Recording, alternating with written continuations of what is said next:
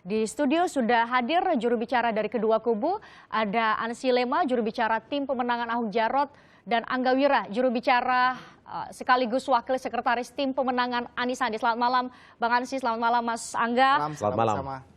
Terima kasih sudah hadir di Kompas Malam. Kemudian juga ada Fadli Ramadan, peneliti dari Perkumpulan untuk Pemilu dan Demokrasi atau Perludem. Kalau kita lihat paket sebelumnya masih belum ngasih kepastian untuk partai-partai yang sebelumnya mendukung pasangan nomor urut 1. Mas Angga mungkin dapat informasinya. Sebenarnya seperti apa dukungan dari partai-partai yang sebelumnya di putaran pertama belum mendukung Anda? Ya, kalau kita bisa lihat ya dari informasi yang beredar dan saya pikir sudah banyak diungkapkan baik di media cetak dan elektronik. Kita sudah dapat sinyal kuat dari Partai Amanat Nasional. Tadi Pak Zulkifli juga menyampaikan OKOC akan segera dideklarasikan. Lalu tadi baru saja kemarin DPW P3 DKI Jakarta, Haji Lulung dan rekan-rekan juga memberikan dukungan secara resmi. Sebelum-sebelumnya juga sudah banyak relawan-relawan dari tim AHY. Dan juga kita lihat beberapa anggota di fraksi Partai Demokrat di DKI juga sudah memberikan sinyal kuat, memberikan dukungan ke pasangan Anies Sandi. Kalau bentuknya masih sinyal-sinyal nih, apa yang kemudian membuat tarik-menarik? Toh kemudian program dari pasangan nomor urut 3 juga sudah jelas. Apa yang membuat tarik-menarik? Ya tentunya dalam konteks partai politik tentunya ada mekanisme yang diambil ya. Baik dari level yang paling bawah hingga ke DPP kan tentunya perlu suatu mekanisme penjaringan, dan ketika sudah situ menjadi suatu keputusan partai kan juga harus diikuti oleh semua pihak. Jadi saya pikir kita serahkan kepada mekanisme internal partai, kita hormati, dan tentunya ya kita berharapkan juga secara paralel dukungan dari partai itu juga bergerak di dukungan akar rumput. Bang Ansy, Anda merasa terancam sepertinya sinyal-sinyal dari partai-partai lain pendukung Agus Silvi sepertinya akan dukung pasangan nomor urut 3 nih? Ya biasa saja, walaupun kami sadar bahwa kontestasi di putaran kedua ini tentu tidak bisa dianggap remeh. Karena Mas Anies dan Mas Sandi, juga Pak Ahok dan Pak Jarot tampaknya juga akan bertarung secara kompetitif. Dan kita lihat saja proses seperti apa. Kalau ditanya soal partai politik, beberapa waktu yang lalu, bahkan sampai hari ini kami terus membuka komunikasi dengan sejumlah partai politik. Tetapi bahwa keputusan akhir tentu ada dalam yurisdiksi dan juga kedaulatan mereka. Seperti kata saudara saya Angga Wira, itu adalah mekanisme internal mereka. Internal, jadi nggak terlalu ngarep-ngarep banget atau seperti apa posisinya? Ya tentunya kalau berharap pasti kita berharap ya. Tapi ya kita serahkan kepada mekanisme internal partai. Ya kita juga tidak bisa mengintervensi. Ya kalau memang kita diundang seperti pasangan Anies Sandi baru-baru ini juga memberikan presentasi program kerja, ya kita tentunya akan datang. Tapi sekali lagi kita hargai independensi dari partai politik yang ada. Yang pasti kalau partai yang akan bergabung dengan kami adalah partai yang sungguh mengusung konsep inklusivisme ya.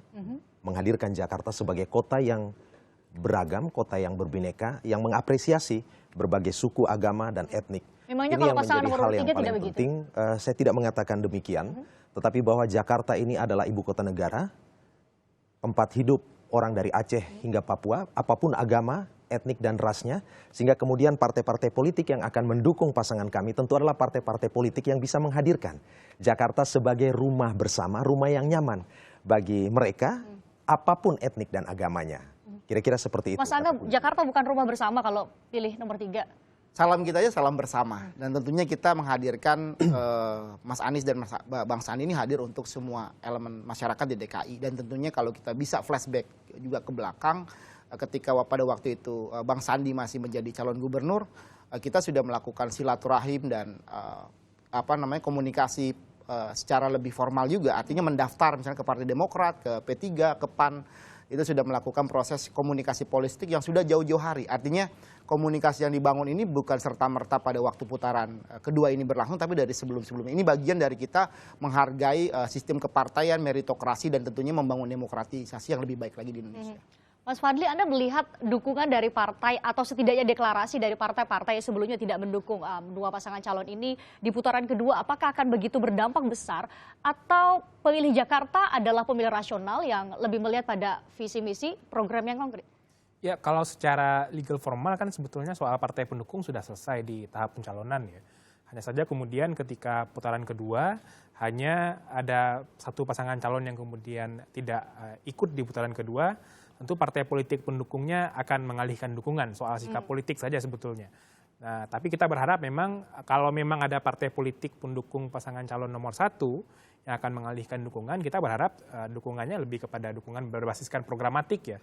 Tidak berdasarkan transaksi-transaksi tertentu, tapi lebih kepada program yang akan diusung oleh masing-masing pasangan calon, sehingga partai politik tersebut juga bisa menginformasikan kepada pendukungnya, kepada pemilihnya, kepada kadernya untuk memilih pasangan nomor 2 atau nomor 3 itu berdasarkan program yang diajukan, berdasarkan janji-janji politik yang disampaikan, sehingga nanti pesan dan kampanyenya itu lebih kepada memberikan pendidikan politik kepada warga negara untuk menentukan pilihannya untuk Jakarta. Oh, itu adalah pesan dari Undang-Undang Pilkada bahwa kampanye adalah untuk memberikan pendidikan politik. Kalau kita bahas mengenai apa program dan atau visi misi dari kedua pasangan calon akan sangat panjang menghabiskan waktu kita, durasi kita malam ini. Jadi saya ingin menyederhanakan, bertanya kepada Mas Angga dan juga Bang Ansy, saya ke Bang Ansy dulu, apa yang dimiliki oleh pasangan nomor urut 2, tapi tidak dimiliki oleh pasangan nomor urut 3? Nanti saya juga akan memberikan pertanyaan sama untuk Anda, Mas Angga. Bang Ansy? Ya, rekam jejak soal berani anti korupsi dan juga berani pasang badan untuk melawan korupsi. Bicara soal Basuki Cahayapurnama adalah bicara soal sosok yang bersih dan bersihnya adalah ekstrim. Dan itu sudah ditunjukkan bukan sekedar sebagai sloganisme, bahasa yang sifatnya lip service, tetapi sudah ditunjukkan ketika beliau pertama kali masuk terjun dalam bidang politik. Mulai dari anggota DPRD 2, ya, ketika jadi bupati di Belitung Timur, anggota DPR RI Komisi 2, wakil gubernur, dan juga gubernur. Karena itu saya berani dan secara yakin mengatakan Basuki Cahayapurnama ini sebenarnya merupakan bapak anti korupsi. Hari ini kita diributkan oleh skandal mega korupsi. IKTP yang ditaksir merugikan negara 2,3 triliun. Saat itu Basuki Cahayapurnama adalah anggota DPR RI Komisi 2, dan saat itu pula beliau sudah sangat kencang untuk menentang hal ini. Dan beliau adalah satu dari sedikit mereka yang tidak termasuk dalam praktek korupsi ini. Yang pertama. Yang kedua, ketika beliau menjadi wakil gubernur dan bahkan gubernur, beliau pasang badan ya untuk memberantas korupsi ini. Apa buktinya? UPS senilai 6,7 triliun, bahkan total begal anggaran itu ada 12,1 T. Angkanya sangat fantastis, berkali lipat dari mega skandal korupsi ini. Dan Basuki Cahayapurnama bukan sekedar bicara. Dia membangun ya suatu sistem yang clear and clean. Kalau kita bicara korupsi, ya Fristian tahu bahwa kejahatan terberat dalam politik itu adalah mencuri uang rakyat. Karena mencuri uang rakyat atau korupsi itu membuat apa? Kerusakan, ya dekadensi dalam berbagai dimensi. Ya, orang kemudian bisa menjadi miskin, tidak bisa mengakses kesehatan, ya. Banjir ada banyak dampak soal itu. Dampak soal itu. Banjir di Jakarta itu ada kaitannya dengan korupsi. Suap dan gratifikasi. Mas Angga, itu tidak dimiliki oleh pasangan nomor 3 atau Mas ya Andi jelas juga punya? Kalau soal pemberantasan korupsi saya pikir itu menjadi komitmen kita bersama. Dan pasangan Anies Sandi tentunya mengedepankan hal tersebut. Tapi tentunya pilkada putaran kedua ini kan sangat menarik ya. Karena tinggal tersisa 2 pasangan. Artinya diferensiasi dari masing-masing kandidat ini terungkap ke publik. Dan tentunya ini yang ingin kita angkat ke depan, bahwasannya kita harus lebih mengedepankan Pilkada DKI ini sebagai festival gagasan, ide gagasan, adu rekam jejak, dan hal tersebut juga saya pikir sudah jelas terungkap. Misalnya dari pasangan Anies Sandi jelas kita menolak reklamasi contohnya. Ini salah satu poin yang kita kedepankan ke depan, bahwasanya kita harus membuat Jakarta ini milik bersama. Salah satunya adalah mengedepankan bahwa pembangunan ini bukan hanya milik segelintir orang, tapi milik semua masyarakat di DKI. Belum lagi program-program yang sudah kita sampaikan mengenai pengentasan pengangguran, kemiskinan. Yang kita lihat juga pengangguran di Jakarta 2016 itu kelihatannya kan juga makin meningkat. Nah, ini hal-hal seperti ini yang kita kemukakan ke depan. Maksudnya itu tidak dikerjakan oleh pasangan nomor urut 2? Ya, tentunya hal-hal masalah itu masih ada atau saat ini? Tentunya hal-hal yang baik dari pasangan Pak Basuki dan Pak Jarod kita apresiasi. Tapi tentunya juga harus ada perbaikan ke depan. Tentunya seperti transparansi anggaran, kita juga apresiasi hal tersebut gitu loh. Adanya misalnya KJP, itu kita juga apresiasi. Jadi kita ingin mengedepankan kepemimpinan ini adalah suatu hal yang berkelanjutan. Kita tidak mau menyalahkan masa lalu, tapi mari kita perbaiki bersama. Tentunya ketika Mas Anies dan Bang Sandi jadi gubernur, kita juga tentunya perlu dukungan juga dari Pak Basuki dan Pak Jarod sebagai mantan gubernur dan wakil gubernur.